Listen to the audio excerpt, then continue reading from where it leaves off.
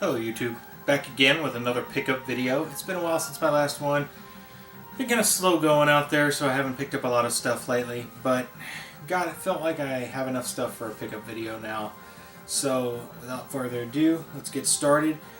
First I went over to GameStop. I had an extra PlayStation 2, they're taking them. I didn't feel like selling it on eBay, and nobody really needs them that I know. So I went ahead and took it in there, and I got like 25 bucks of credit on it because I just had an extra one, didn't need it. It was a slim model, it was in decent shape. I'm not even sure if it worked that well, but GameStop's taking them, they don't really care if they work or not. So I got $25 worth of credit for that, so I picked up a couple of games in there. First, I was just kind of going through like their under $5 bin for Xbox 360 and PlayStation 3 games, and I ran across this, which is Spectral Force 3.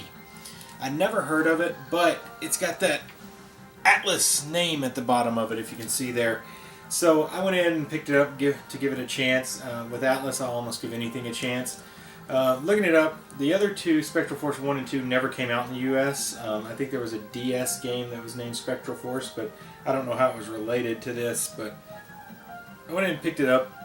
Ends up, it looks like it's like a tactical RPG, kind of like Final Fantasy Tactics or what is it, Valkyrie Profile, I believe, is a kind of tactical RPG. So I went and picked that up. I'm going to check that out. If anything, it's got some really cool box art that's worth picking up, and that was only $4.50. So I picked that up, and then I picked up something I've been wanting for a little while, Wolf Among Us on PS4. It was only $21 new, so I figured why not bite on that one finally and check it out.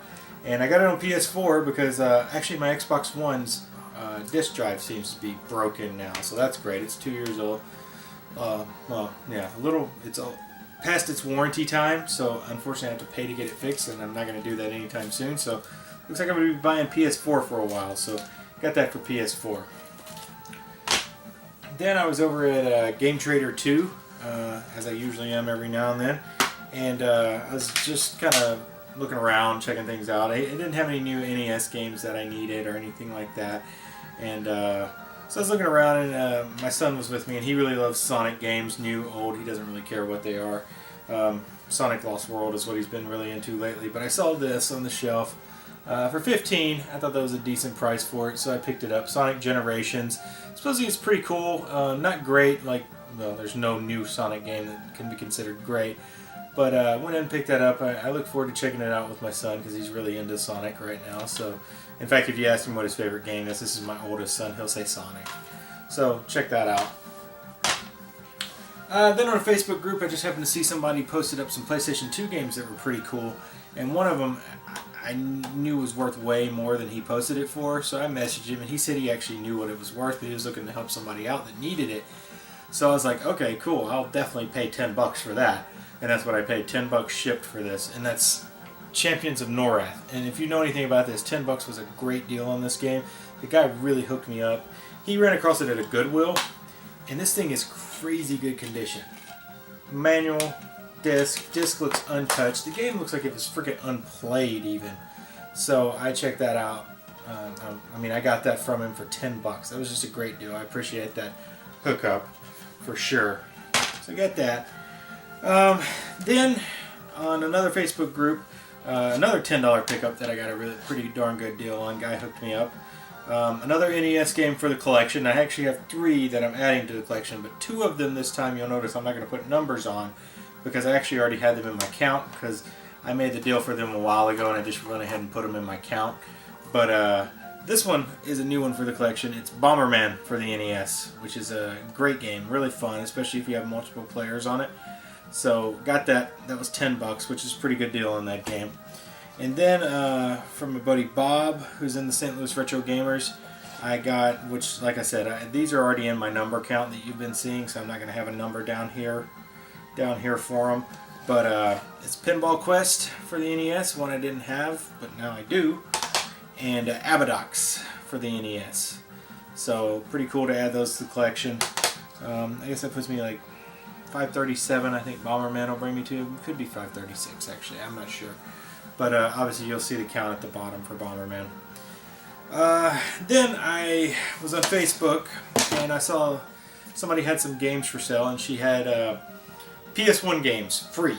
And I was like, Yeah, of course, I'll take them. And I didn't need to know what they were when I saw free, because I'm going to take them because they'll just add to the collection. What ends up, I messaged her, and she had some PS2 games too, and a couple of them I've already traded off, gotten rid of, but it ends up, what I've got left right now is she had, for $5 a piece, she had Dark Alliance 2 for PS2, Dragon Quest 8 for PS2, and Shadow of the Colossus for PS2 for $5 a piece. She had a couple other random games there also, but I told her I wanted Shadow of the Colossus and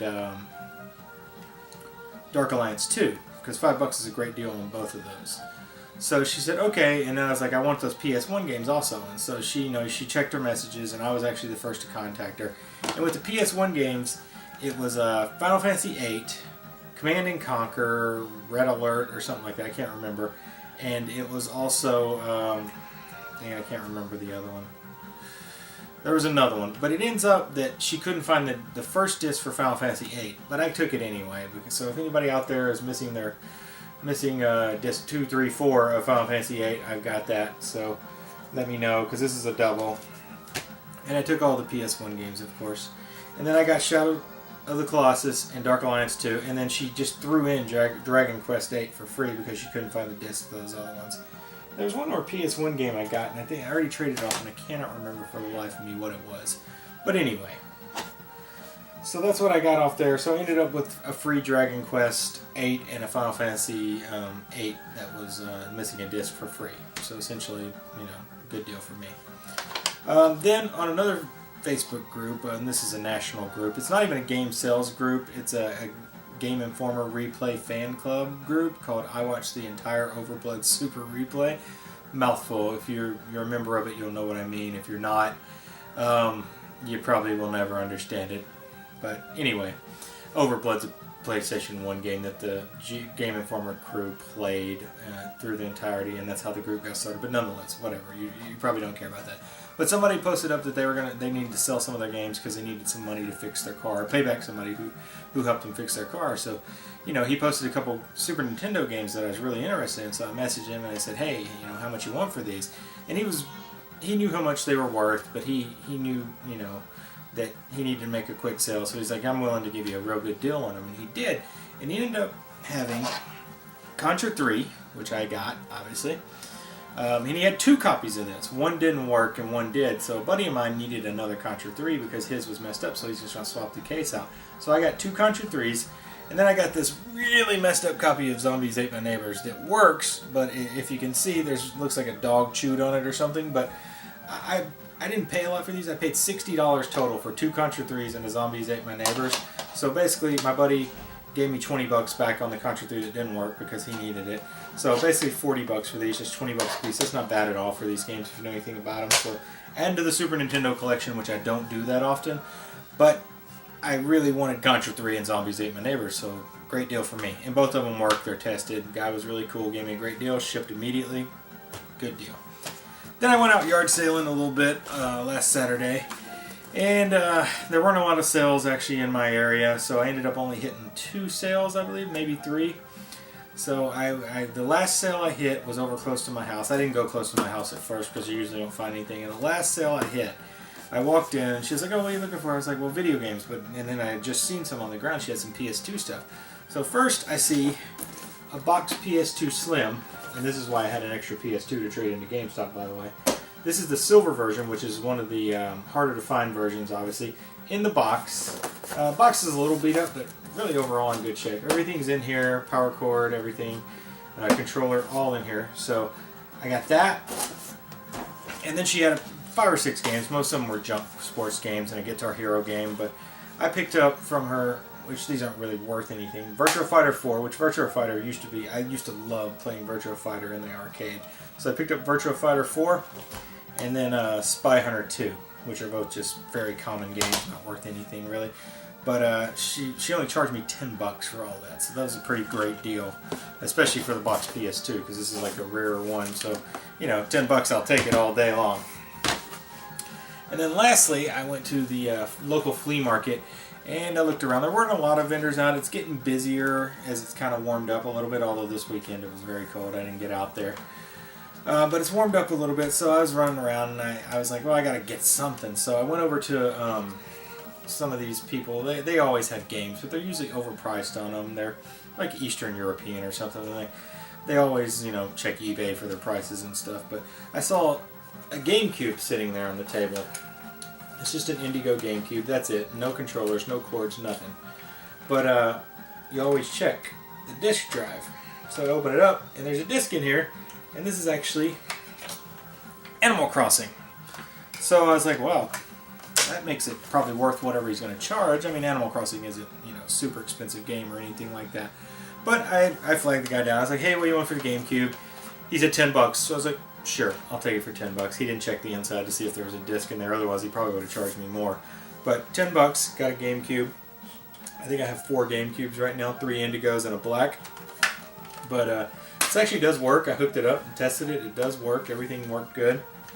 So a working GameCube and Animal Crossing for the GameCube for $10. Pretty good deal.